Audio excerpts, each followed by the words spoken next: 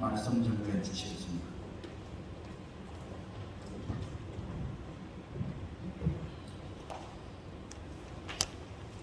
하나님의 말씀 가운데서도 아주 중요하게 생각하고 모든 사람들이 암송까지 하는 그런 말씀이 있습니다. 예를 든다면 마태복음 5장의 산상보훈의 말씀이 될 것입니다. 그런데 예수님께서 그 말씀을 하실 때에 먼저 아주 특이한 제스처를 취하십니다. 예수께서 산에 올라가 앉으시니 라고 했습니다. 예수님이 그 산상보훈의 말씀을 앉아서 하시는 것입니다. 마태복음 13장에 보시면 그 유명한 천국의 비유가 있습니다. 이 비유의 말씀을 주실 때에도 예수님은 그냥 말씀을 주신 것이 아닙니다. 마태복음 13장 1절과 2절에 보시면 무리들이 바닷가에 몰려왔을 때에 예수님은 바닷가에 앉으셨다고 했습니다. 더 큰 무리가 바닷가에 몰려들었습니다. 그때 예수님은 배를 하나 준비하시고서는 배에 올라타서는 예수님이 앉으십니다. 여러분 이상하잖아요. 사람들이 많이 몰려오면 설교자는 강의를 하는 사람은 서야 합니다. 높은 곳에서 전해야 합니다. 그런데 예수님은 그 반대입니다. 예수님이 무리들이 산으로 올라오니 앉으시는 거예요. 예수님께서 바닷가에 큰 무리들이 몰려오니 앉으시는 거예요. 이상하잖아요. 예수님께서 왜 앉으셨을까요?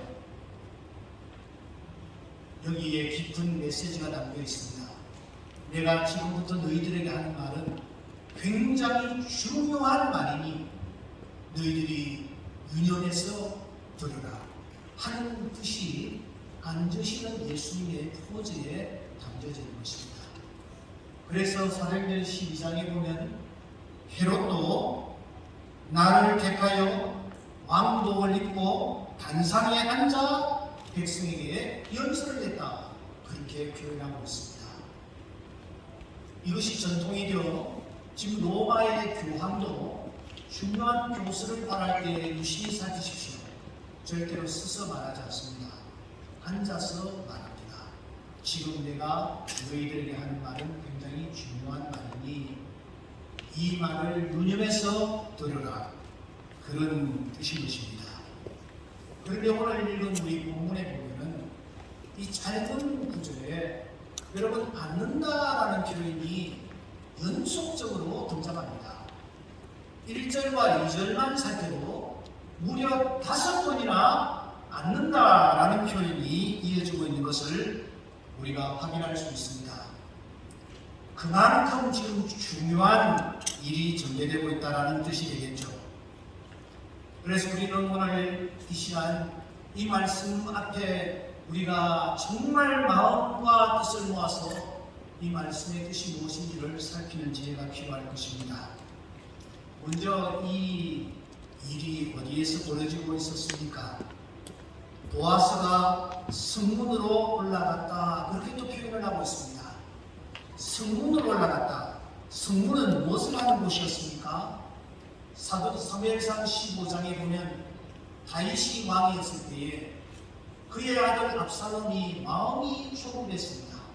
빨리 내가 왕자를 차지해야 되겠는데 다윗 왕이 계속 근제하는 것입니다. 그래서 그가 어떻게 합니까? 아침 일찍 성문에 나갑니다. 성문에 나가서 왕에게 재판을 청하려 오는 백성들을 전부 자기에게로 모읍니다. 그리고서는 그 백성들이 하는 얘기를 듣고서는 무조건 당신 옳다. 당신 잘못하는 것이 없다. 당신이 맞다. 이렇게 맞장구를 치는 것입니다. 재판이 아니죠. 성경은 그러한 이 압살롬의 태도를 백성들의 마음을 훔쳤다. 도둑질했다. 그렇게 표현을 하는 것입니다. 잠언 31장에 보면 현숙한 여인이 성문에 이르렀습니다. 그때에 성 안에 있는 모든 사람들이 그를 칭찬했다 하는 표현이 있습니다.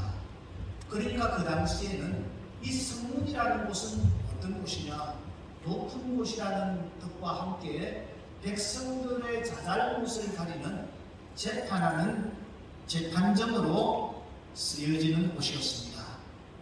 그 재판정에서, 재판하는 장소에서 여러분 중요한 사건이 하나 다뤄지고 있지 않습니까? 어떤 사건입니까?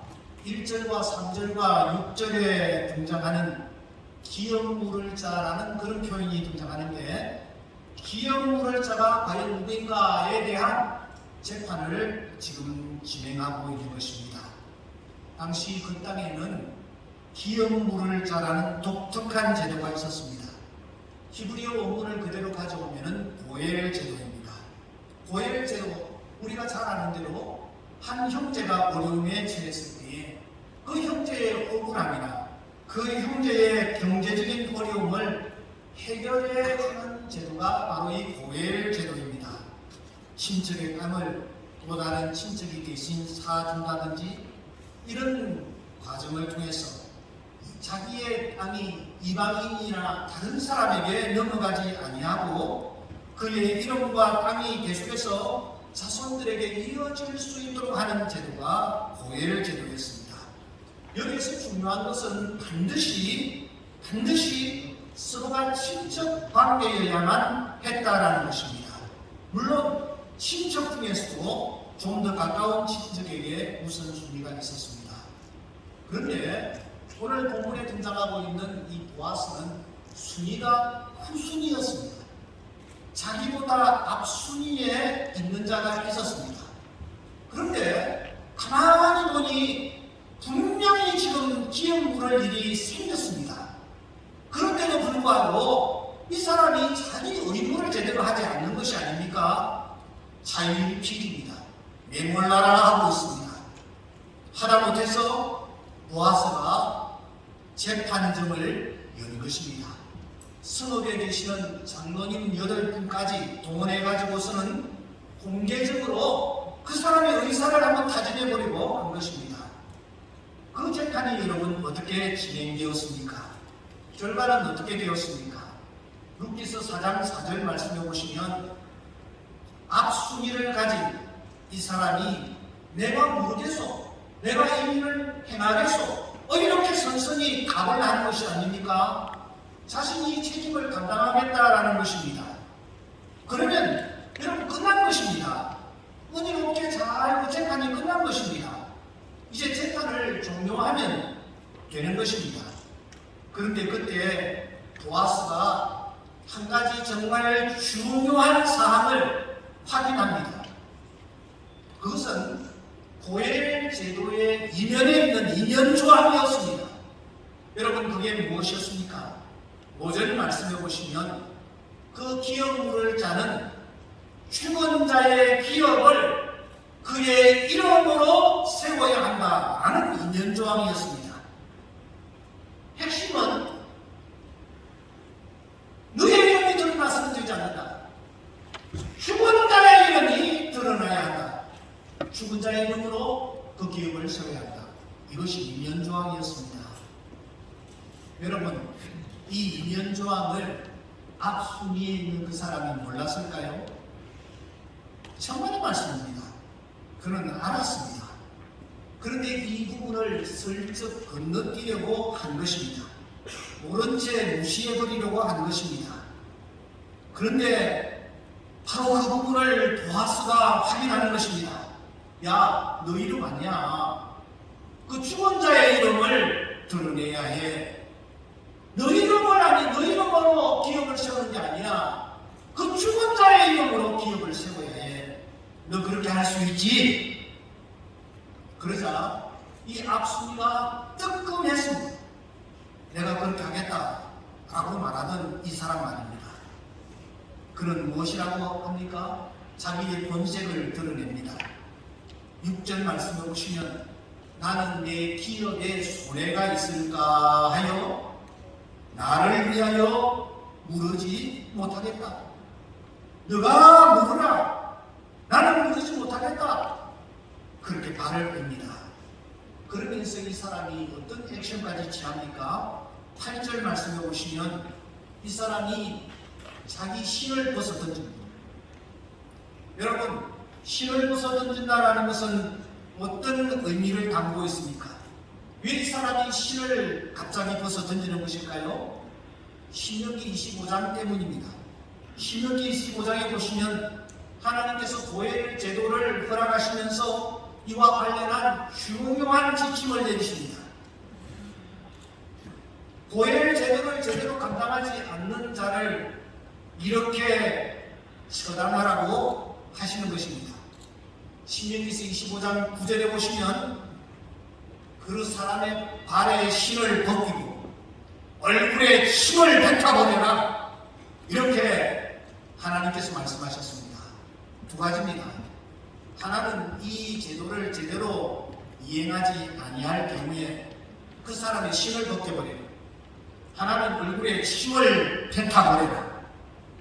그러므로 신을 벗기고 침을 뱉는다라는 것은 그 사람에게 할 수 있는 최대의 모욕을 가해버리라는 것입니다. 넌 인간이 아니야. 넌 인간이기를 포기한 놈이야. 이렇게 취급해버리라는 것입니다. 그런데 오늘 이 앞순위자는 스스로 자기 신을 벗어버립니다. 나는 이런 모욕을 당해도 좋다. 설령 내 얼굴에 똥칠을 내도 좋다. 나는 내 기업을 그리고 내 이름을 결코 포기할 수 없다. 내 기업과 내 이름을 위해서라면 나는 개처럼 취급을 받아도 좋다. 이런 뜻으로 여러분, 이 사람이 신을 벗어 던지는 것입니다. 오늘 이 사람이 누굽니까? 이렇게 자기 이름을 소중하게 생각하고 자기 이름 드러내기를 좋아하는 이 사람이 누구냐라는 것입니다. 자기 존재를 드러내려 하고 자기를 가시하려고 했던 이 사람이 과연 누구냐라는 것입니다. 여러분, 룻기서의 특징을 아십니까? 룻기서의 특징은 등장하는 인물들을 소상하게 그 이름을 밝히고 있다라는 것입니다. 엘리멜렉, 그의 두 아들 말론과 비룡, 여기에 나오미, 룻, 보아스, 심지어 잠깐 나왔다가 되돌아가버린 오르막까지 룻기서는 아주 친절하게 여기에 등장하는 모든 사람들의 이름들을 하나씩 하나씩 다 금명하며 밝히고 있습니다. 그러면 여러분, 이 사람은 누굽니까? 이 사람의 이름은 무엇입니까? 이 사람은 기업문자 중에서 제일 앞순위에 있던 사람입니다. 그러므로 룻기서에 등장하는 인물들 가운데서 가장 중요한 위치를 점했던 사람입니다. 제가 던지는 질문은 이 사람의 이름이 도대체 무엇이었느냐라는 것입니다. 여러분, 오늘 1절에 보시면 이 사람은 아무개여라고 불립니다. 왜 이 사람은 유일하게 아무개로 처리되어 버리고 마는 것일까요? 보아스가 이 사람의 이름을 몰랐기 때문에 아무개여라고 불렀을까요?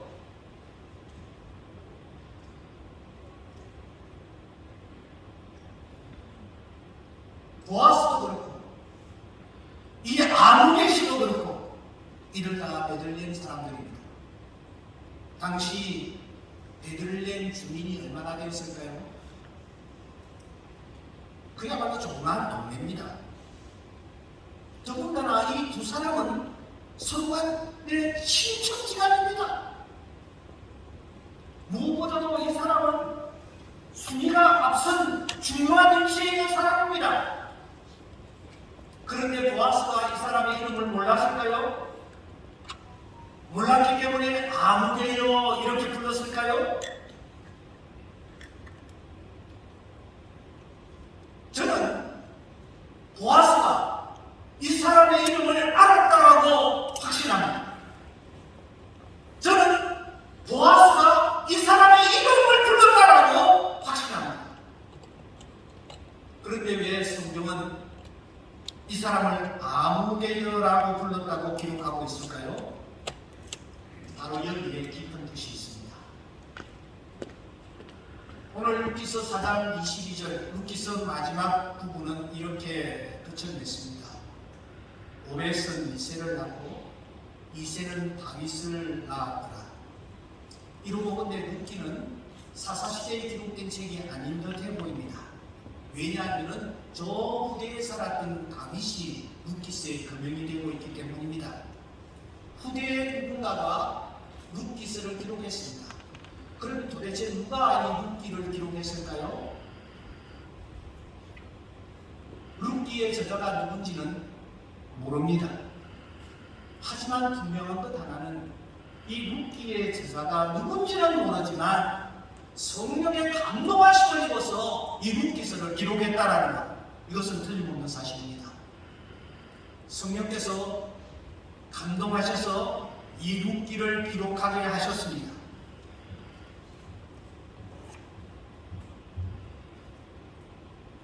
그런데 이 앞순이 자기 이름을 드러내기를 힘썼던 애썼던 이 사람이야말로 자기의 이름조차 밝힐 필요가 없는 그런 존재라는 뜻으로 성령께서 성경의 저자에게 아무개라고 처리하도록 하신 것은 아닐까요? 그렇습니다. 성령께서 이 사람의 이름을 제거해버리시겠죠. 자기만 생각하고 자기 재산과 자기 유익과 자기 이름만 생각하는 이 사람. 그래서 성경은 그 사람을 아무개로 처리해버리고 싶은 일 없습니다. 내 기업에 손해가 있을까요? 나를 위하여 물으지 못하겠다. 내 기업, 나를 위해서 일생을 살았던 이 사람, 성경에서 그 이름을 금명할 필요조차 없는 존재라고 그렇게 처리해버린 것입니다. 오늘 이 말씀은 스승으로 자처하고 있는 우리에게 주시는 말씀입니다. 저는 이 말씀을 준비하면서 제 마음에 큰 찔림이 다가왔습니다. 보아스와 여기 등장하는 이 아무개는 참 스승은 어떤 자인지, 참 스승은 어떻게 살아야 하는지 그것을 보여주고 있기 때문입니다. 아무개는 철저히 자신만을 위해 살았습니다. 하지만 보아스의 신 예수 그리스도는 남을 위해서